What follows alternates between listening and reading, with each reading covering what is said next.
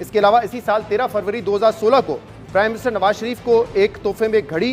Pen, gold ring और cufflinks दिए गए जो कि गोल्ड और डायमंड के थे, और उसकी जो मालियत का तखमीना लगाया गया था वो 1 करोड़ 60 लाख रुपए था, और जो इसकी अदायगी की गई थी नवाज शरीफ साहब की तरफ से वो 32 लाख रुपए थे, यानी कि तकरीबन 20% जो है वो इसकी अदायगी की गई थी। अब ये अहम तोहफ़े हैं, इसके अलावा भी बहुत सारे तोहफे हैं लेकिन उनकी मालियत कम है। हमने जो बड़े तोहफे हैं वो सामने रखे आपके साल 2015-16 में। लेकिन अब अगर आप नवाज शरीफ साहब के फॉर्म बी पर नजर डालते हैं जो उन्होंने इलेक्शन कमीशन ऑफ पाकिस्तान में जमा करवाए थे, और ये असासे 30 जून 2016 तक के हैं, तो इसमें कहीं पर भी आपको इन तोहफ़ की डिटेल नहीं नजर आएगी। किसी सेक्शन में भी उन्होंने इन तोहफ़ को डिक्लेयर नहीं किया है जो उन्होंने हासिल किए और उस साल उनकी बेगम ने हासिल किए। इसमें सबसे अहम सेक्शन 2C है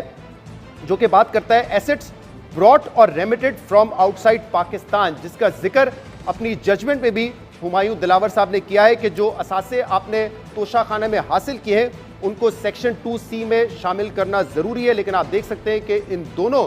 सेक्शंस में कुछ रकम यहाँ पे नहीं दिखाई गई है, यानी कि ये एसेट नहीं डिक्लेयर किए गए। अब अगर इस फॉर्म बी के दूसरे पेज पर आते हैं तो वहाँ पे कुलसूम नवाज साहबा की ज्वेलरी का जिक्र है जिसकी वैल्यू 15 लाख रुपए है और कॉस्ट 1 लाख रुपए, यानी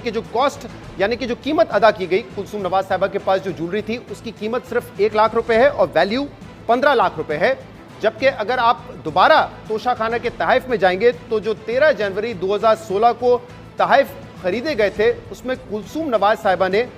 1 करोड़ 8 लाख रुपए की ज्वेलरी रखी थी, अपने पास खरीदी थी। ये वो कॉस्ट है जो उन्होंने पे की थी, आप देख सकते हैं अपने स्क्रीन पे। 1 करोड़ 8 लाख रुपए उन्होंने अदा किए थे ज्वेलरी रखने के लिए। लेकिन फॉर्म बी में जो नवाज शरीफ साहब का फॉर्म बी है उसमें कुलसूम नवाज के पास जो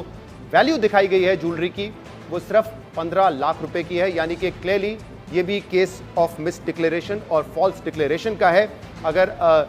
जो जजमेंट है उसके मुताबिक, उसके म्यार के मुताबिक देखा जाए तो इस केस में नवाज शरीफ साहब को सज़ा भी हो सकती थी और वो नाअहल भी हो सकते थे। इसके बाद बात करते हैं एक और साबिक वज़ीर आज़म की,